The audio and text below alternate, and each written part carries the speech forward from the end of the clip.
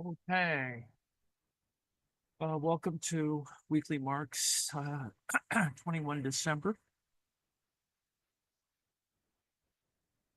This is the Princeton, the new edition, the new translation of Chapter 1, Volume 1, Karl Marx.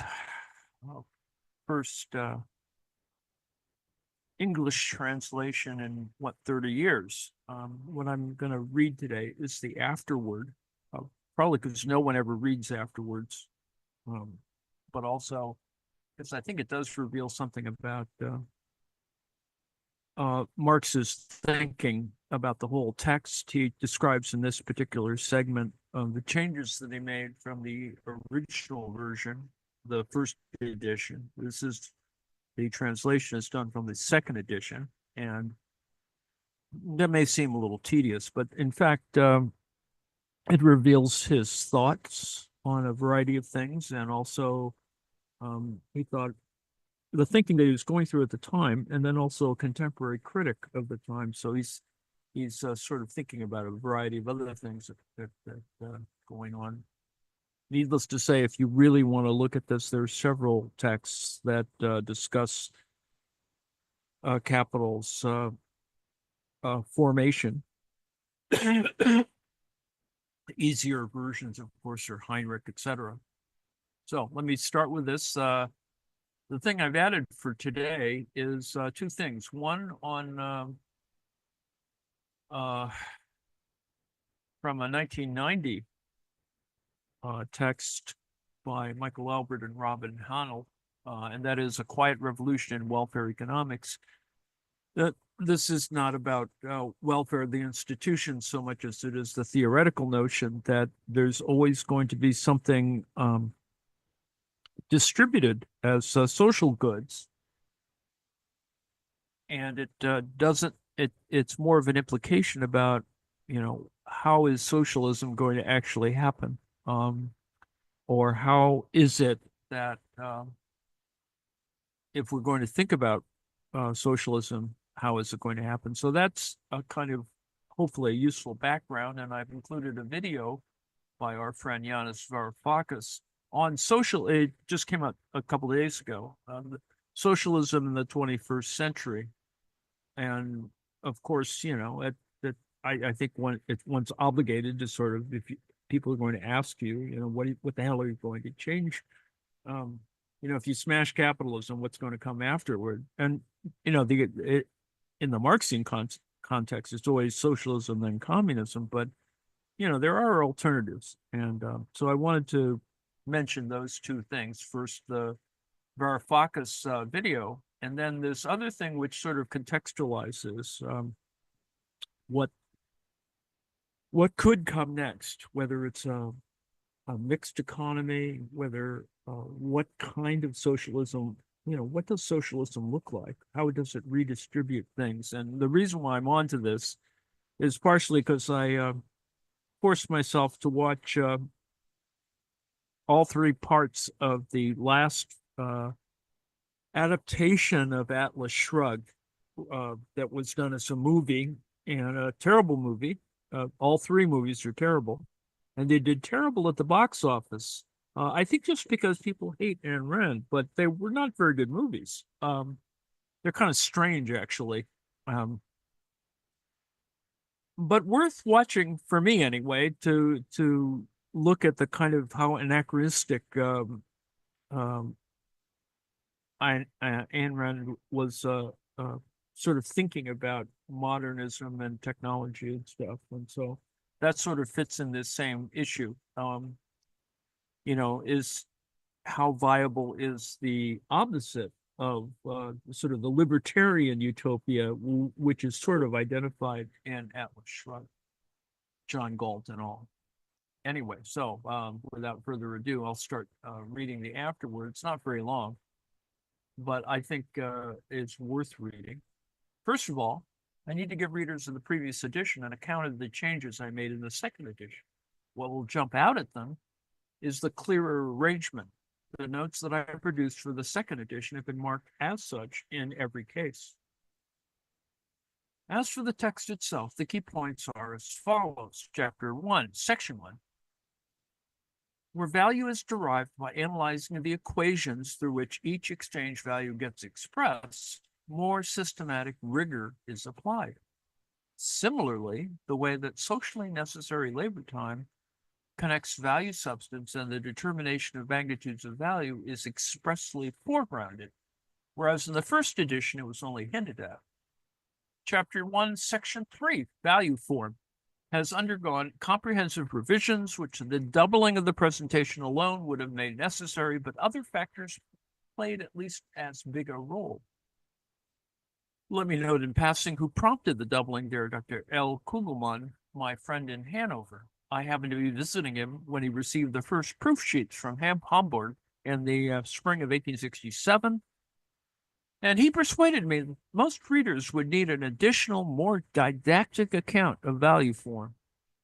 The final section of Chapter 1, the fetish character of commodities, has been altered a great deal.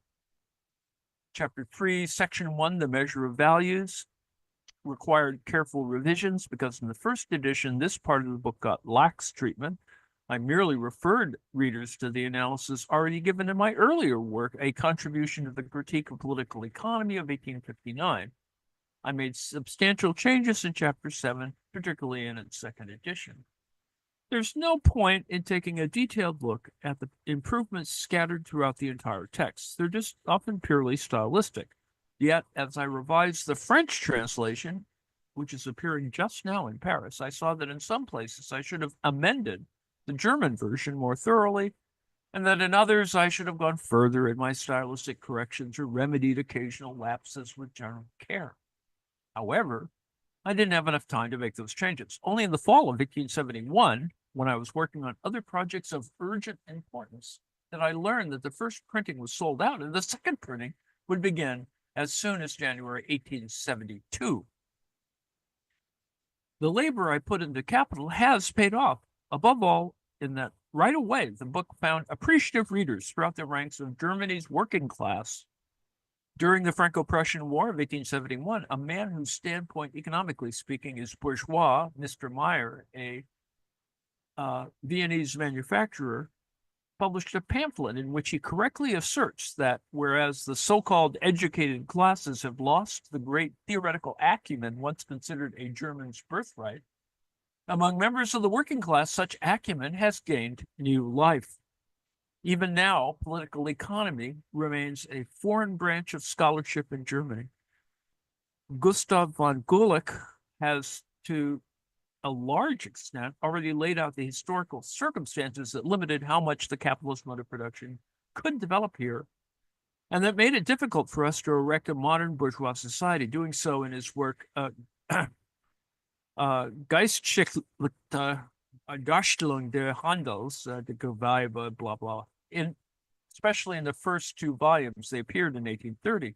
What Germany lacked was the living soil of political economy.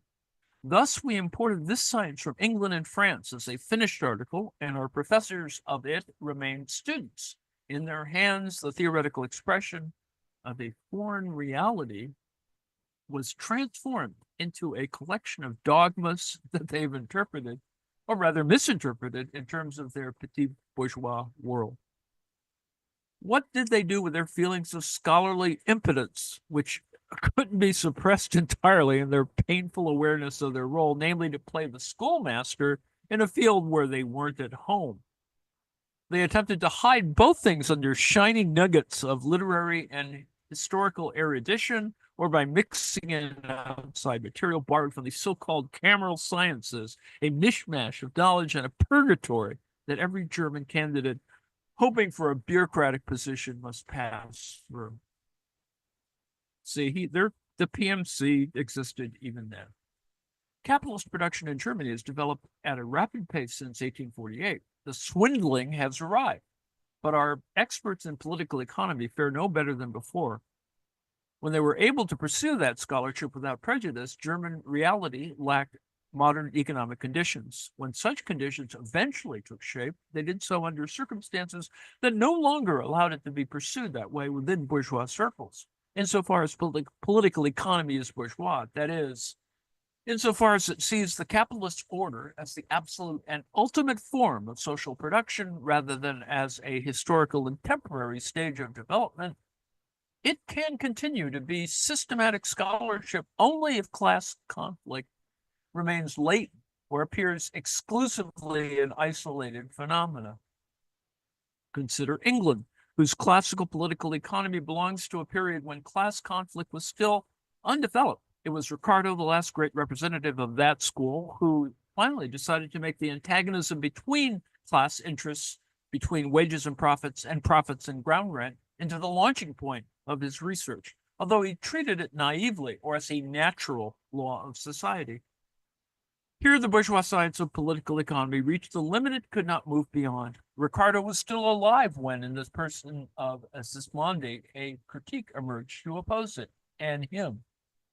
In England, the period that followed, 1820 to 1830, was distinguished by the scholarly vitality seen in the field of political economy. It was the period when Ricardo's theory was vulgarized and widely disseminated, and when it battled against the old school. Brilliant jousting took place. On the European continent, however, people know little about these accomplishments because the polemics were mostly scattered over review articles, occasional pieces, and pamphlets. The circumstances of the time explain the polemics' lack of prejudice, although in exceptional cases, Ricardo's theory also served already as a weapon in attacks on the bourgeois economic system. On the one hand, large-scale industry had only just begun to advance beyond its childhood. Anyone looking for proof can start with the fact that the crisis of 1825 inaugurated the periodic cycle of its modern life. On the other hand, the class struggle between capital and labor remained in the background. Politically, this resulted from the conflict in which governments, along with the feudal nobility assembled around the Holy Alliance, were pitted against the mass of people led by the bourgeoisie. And economically, it resulted from the fighting between industrial capital and landed property that in France was hidden behind the antagonism between small-scale parcel property and large land ownership, and that in England began to be waged openly when the Corn Laws were passed. The works of political economy produced in England during this time recall the economic storm and stress period in France after Dr. Quenet's death, but only in the way that a summery day in the fall makes one think of spring. The year 1830 brought the crisis that would prove truly decisive. The bourgeoisie had seized political power in France and England. From then on, the forms, both practical and theoretical, that the class struggle assumed became more and more direct and menacing. The struggle now sounded the death knell for bourgeois political economy pursued in a genuinely systematic way. At stake was no longer whether this or that theory held true, but rather whether a theory hurt capital or helped it, was convenient or inconvenient, or accorded with the criminal statutes or violated them. Fists for hire replaced disinterested researcher. The bad conscience and evil intentions of apologetics took the place of impartial scholarly inquiry. Still, while the Anti-Corn Law League under the manufacturers Cobden and Bright might not have imbued its pushy little tractata with any scientific value before flinging them into the world, even those works were of historical interest owing to their polemics against the landed aristocracy. But the free trade legislation enacted since Sir Robert Peel's day has taken even that last stinger out of vulgar political economy. The Continental Revolution of 1848 to 49 also reacted upon England. Men who still laid claim to scholarly importance and wanted to do more than function as the ruling class sophists and sycophants tried to bring political economy into line with the proletariat's demands, which could no longer be ignored. Hence the mindless syncretism that no one exemplified better than John Stuart Mill. Here, bourgeois political economy declared bankruptcy, something a masterful work by the great Russian scholar and critic N. Ternyevsky has already shed light on. Outlines of political economy according to Mill. Capitalist production thus ripened to maturity in Germany only after historical conflicts in France and England had noisily revealed its antagonistic character, and by then the German proletariat had attained a theoretical class consciousness much more authoritative than that of the German bourgeoisie. So the moment that pursuing political economy as a bourgeois science in Germany seemed to become possible, it became impossible once again. Under these circumstances, its spokespeople split into two groups. One group, made of shrewd, practical businessmen, gathered around the flag of Bastiat, the most shallow and therefore the most successful representative of apologetic political economy of the vulgar type.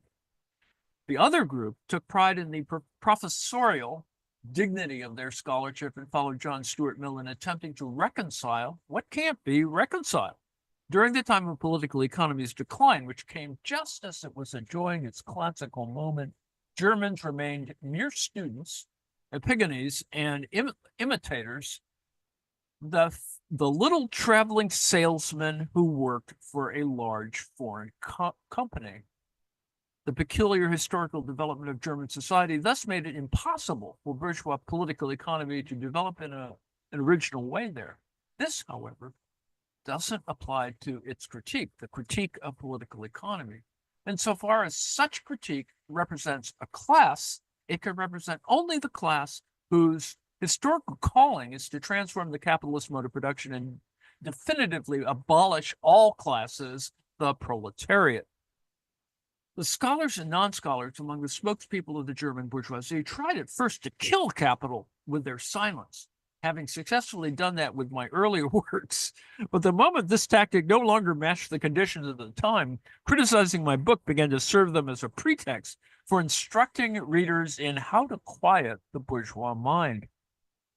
They encountered superior opposition, however, in the workers' press. For example, see Joseph Dietzken's articles in the Volksstadt. The German bourgeoisie have yet to reply. An excellent Russian translation of Capital appeared in the fall of 1872 in St. Petersburg. It hasn't taken long for the 3,000 copies printed to nearly sell out. And Mr. N. Sieber, a professor of political economy at the University of Kiev, has already written a work in which he demonstrates that my theory of the essential features of value, money, and capital further develops the Smith-Ricardo position in necessary ways. What will surprise the Western European who reads his well-crafted book titled David Ricardo's Theory of Value and Capital, 1871, is that it manages to consistently capture a purely theoretical standpoint. The method used in Capital is poorly understood, as the opposing perceptions of it demonstrate. Thus, the Parisian Review Positiviste accuses me, on the one hand, of dealing with economic questions metaphysically, while on the other hand, try to guess, it charges that I limit myself to dissecting what is and fail to offer recipes, contest ones, for the eateries of the future. Recipes for the eateries of the future. Countering the reproach of metaphysics, Professor Sieber remarks, as far as the theory itself is concerned, Marx's method is the deductive method of the whole English school. Both its weaknesses and its strengths are shared by the best of economic theorists. In Les Théoriciens du Socialisme en Allemagne, extrait du Journal de l'Économiste, juillet et août 1872, Mr. M. Bloch finds that my method is analytic and says, among other things, with this work, Monsieur Marx places himself among the most eminent analytical minds. The German reviewers have, of course, decried my Hegelian sophistry. An article in the Petersburg-based European Herald finds my research method rigorously realistic, but laments that my mode of presentation is German dialectical. It says, if one judges by the external form of presentation, it might appear as though Marx is a great idealist philosopher in the quote-unquote German bad sense of the word. In fact, however, he is infinitely more of a realist than all of his predecessors in the business of economic criticism. He can, in no sense, be considered an idealist. The best response to this author is to give some excerpts from his own critique, which, moreover, might interest readers who don't have access to the original Russian text. So, having quoted from the preface to my contribution to the Critique of Political Economy of 1859, where I discuss the materialist foundation of my method, the author continues, and this is a very long quote from Sieber. For Marx, one thing alone is important: to find the law of the phenomena that he's investigating. Here, what is of importance to him is not a single law that governs them as long as they have a certain form, and as long as they're in a relationship that is observable at the present time. Above all, for him, it is the law of their changeability of their development. For example, the transition from one form into another, from one order of relationships into another, that is important. Once he has discovered this law, he considers in greater detail the consequences through which the law manifests itself in social life. Accordingly, Marx is concerned with one thing alone: to prove, by way of a precise scientific investigation, the necessity of certain orders of social relations, and as faultlessly as possible to state the facts that serve as his starting points and basis. It's quite sufficient for him if, having proven the necessity of the present order, he has also proved the necessity of another order, to which a transition must certainly be made from the first order, regardless of whether one thinks about it or not, whether one is conscious of it or not. Marx regards social movement as a natural historical process that is governed by laws that are not only independent of the will, consciousness, and intentions of a person, but that themselves determine their will, consciousness, and intentions. If the conscious element plays such a subordinate role in the history of culture, then it is clear that criticism, whose subject matter is culture itself, is less able than anything else to take some form or result of consciousness as its basis. That is, not an idea, but an external phenomenon alone can serve as the starting point.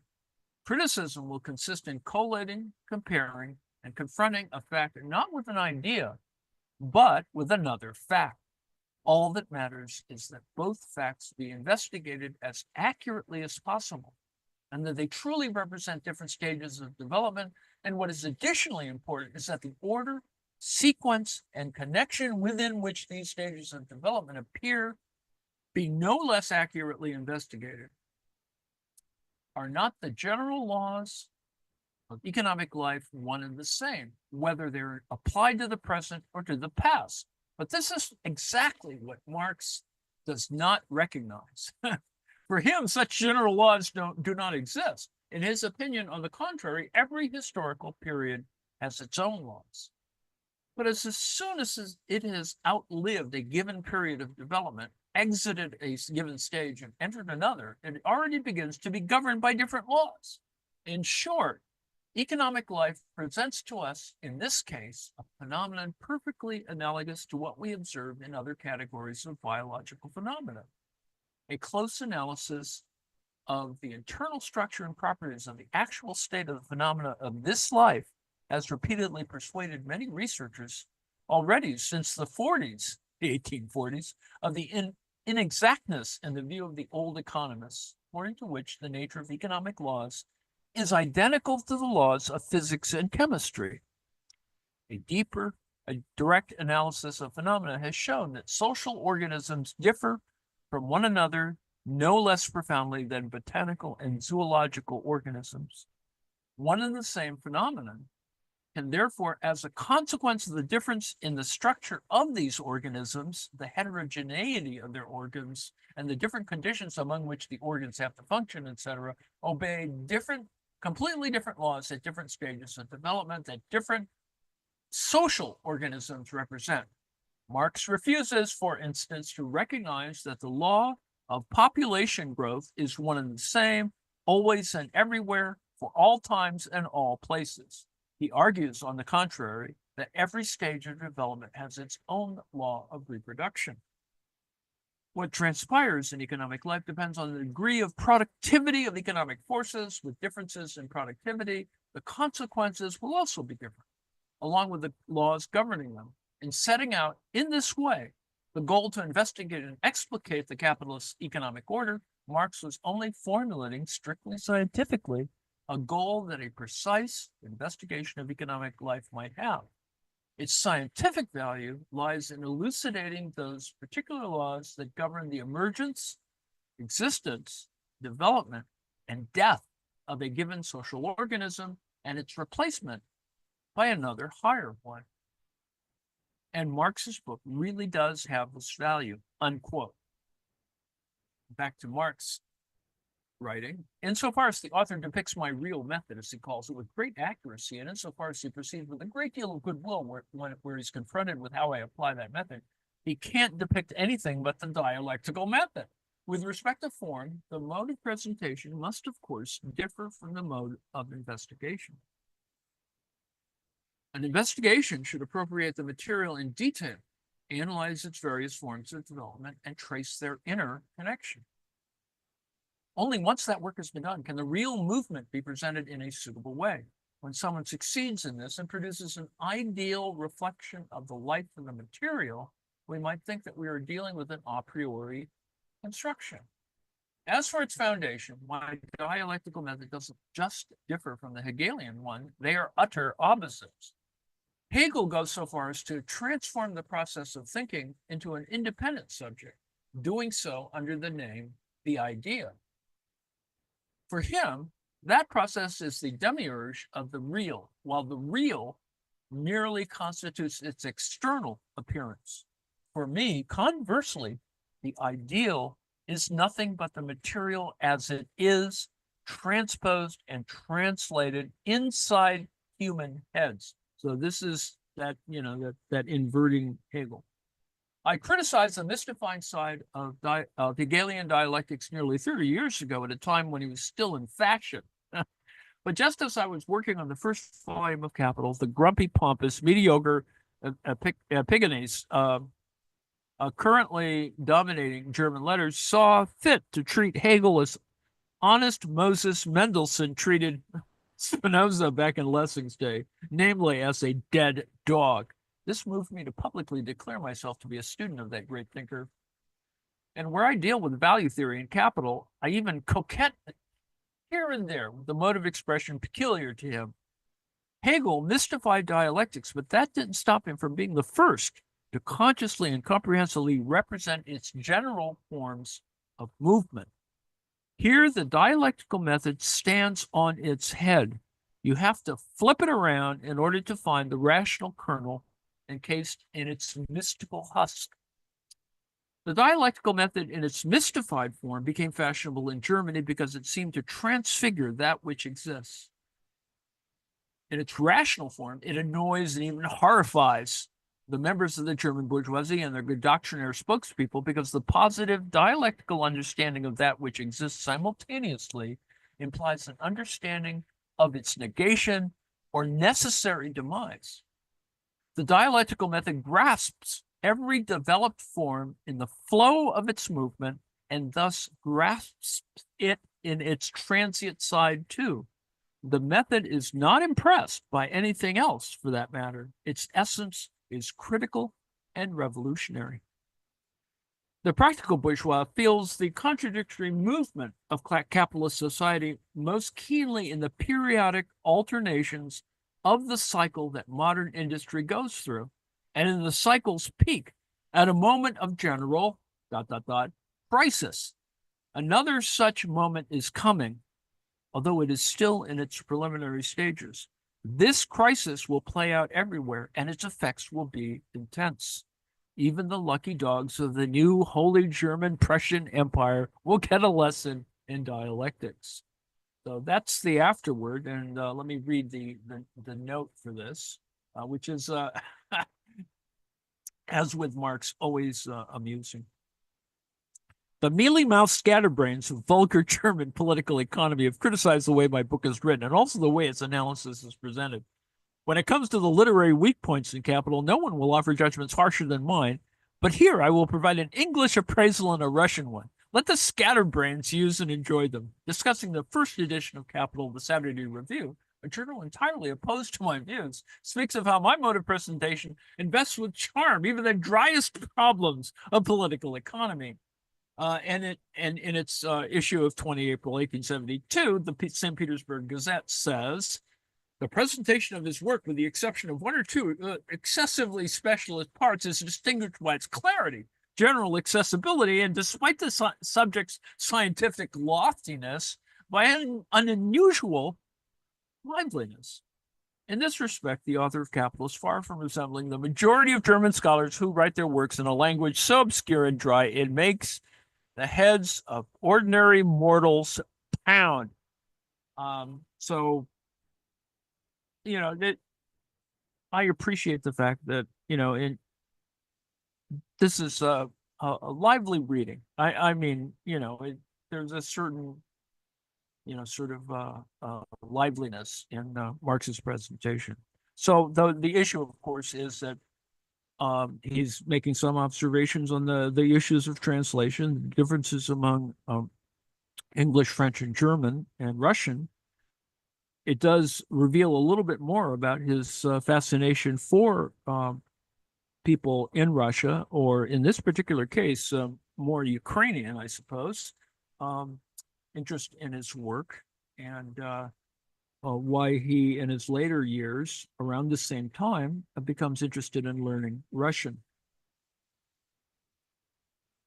Now, I've included the video by Varoufakis, which we can watch at some other moment, I suppose. And let me just briefly talk about this summary of A Quiet Revolution and Welfare Economics. The point, of course, is to distinguish among certain different ways of talking about welfare theory. Now, this is not welfare theory in terms of talking about giving out food stamps and stuff. This is more of a discussion about kind of shared public goods of, for the general good, the greater good. That thing that Ayn Rand is annoyed with, I suppose. Until very recently, only a small number of abstract economies have been seriously analyzed by welfare theorists. The traditional names for these economies are perfectly competitive capitalism, PCC, centrally planned socialism, CPS, and two versions of market socialism. Since each of these economies is simply a combination of particular institutions for organizing production and allocation, we propose naming them according to their defining institutions. This not only had the advantage of not prejudging what was and what was not a socialist economy, but might diffuse prejudice and improve the quality of debate. In any case, we call the economies private enterprise market economies, PREMES, public enterprise centrally planned economies, public enterprise employee managed market economies, and public enterprise state managed market economies. So you have, sort of an interesting table of different ways to talk about this. So the point is to at least to identify certain underlying assumptions, and the important, traditional welfare theory cannot distinguish between these models in terms of their welfare theoretic properties, a small return for not inconsiderable investment in technique. Recently, what we call the modern debate, this is 1990, has relaxed the traditional assumption of perfect information. This is the general problem identified. This is why we're here relative to the Cambridge Capital controversy. That is, certain assumptions of perfect information, symmetric, if you will, or symmetric versus asymmetric information, or perfect versus imperfect information are at work. How central planners might gather information about productive unit capabilities and the quality of such information has been examined. The effects of different kinds of contracts in light of asymmetric information between private employers and their employees has also received attention. As a result, to some extent, the modern debate is better able to distinguish between the different systems which do have different information and incentive properties, and therefore different problems in these regards. More importantly, we completely support such efforts. A more realistic treatment of information is long overdue, and this means relaxing the perfect information assumption of the traditional paradigm, but in our view, important welfare theoretic differences can be noted without dropping the traditional perfect knowledge assumption. In what we call the new debate, the project of analyzing the relation between fully informed individual rationality and social rationality in different institutional contexts does not fail to draw important distinctions between the major economic systems of the day. Thus, before relaxing the perfect knowledge assumption, we recommend clarifying the important welfare theoretic differences between economic systems, assuming decision makers are fully informed. As we summarized previously, those differences can be best understood as the inherent biases different institutions display regarding the terms of availability of different activities and the developmental consequences of individually rational adaptation to those circumstances. And that's a lot of big words to essentially talk about the currently existing problems that, you know, um, one version of this, a more nihilistic version, would be that only smart people should, deserve the medical care they get, whatever that means, or that um, um, that there is a kind of social Darwinism at work. You know, well, I can afford medical care. Why can't everyone else? They just didn't work hard enough or whatever. You can see that there's certain presumptions under each kind of argument. Traditional welfare theory disguises rather than clarifies the fundamental flaws of well-known economic models, the same new paradigm in welfare theory that highlights the deficiencies of traditional economic models, be they private enterprise or public enterprise, market, or centrally planned, can also indicate the necessary characteristics of an economic system that improves upon known alternatives. This is that whole argument about, well, why don't you believe in a free market, et cetera? The free market will, perfectly allocate all of these things if pursued, if individual animal spirits are explicated to their fullest. Now, one step towards elaborating a new model is to clarify the reasons existing models are deficient, as we have attempted to do in this book.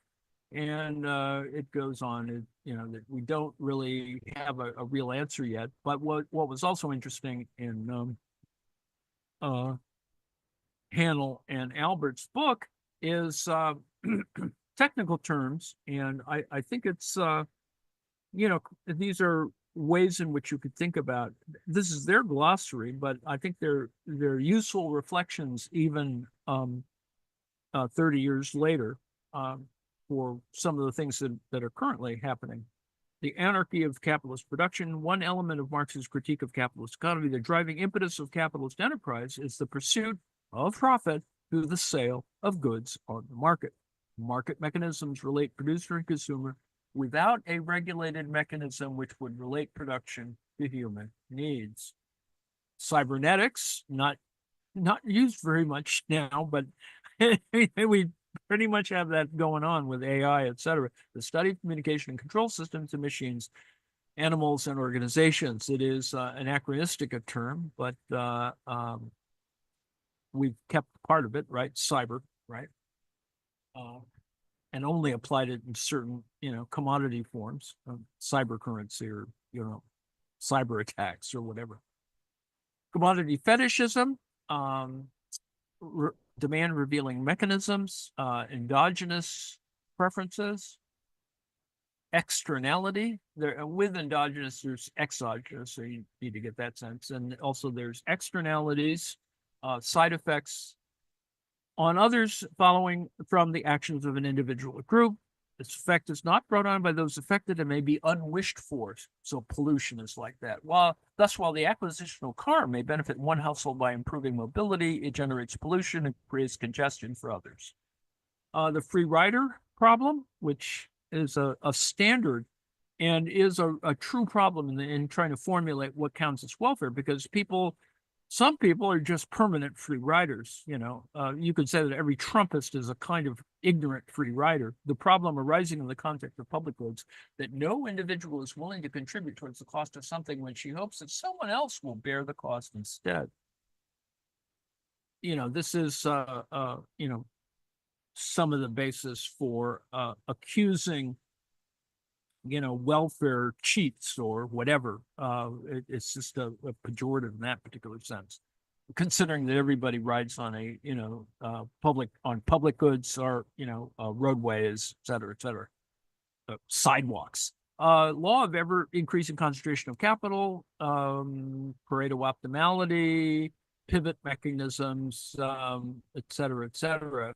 So, there is a kind of utilitarian flavor at the front end of Hanel and Albert's book, and by critiquing utilitarianism or talking in its more further developments as contractarianism and a bunch of other things, it attempts to provide the same kind of critique that analytic Marxism did during the same general period, and that is, to suggest that some of these things hadn't really been fully worked out, and that the logic, if not the policy implications, still had that kind of neoclassical bias, and that you needed to address it in further details. What exactly does a socialist economy look like? And yes, there are existing socialist economies, but they're not identical to the kind of theoretical model we would have for a socialist economy, particularly when you consider that Soviet communism was supposed to be,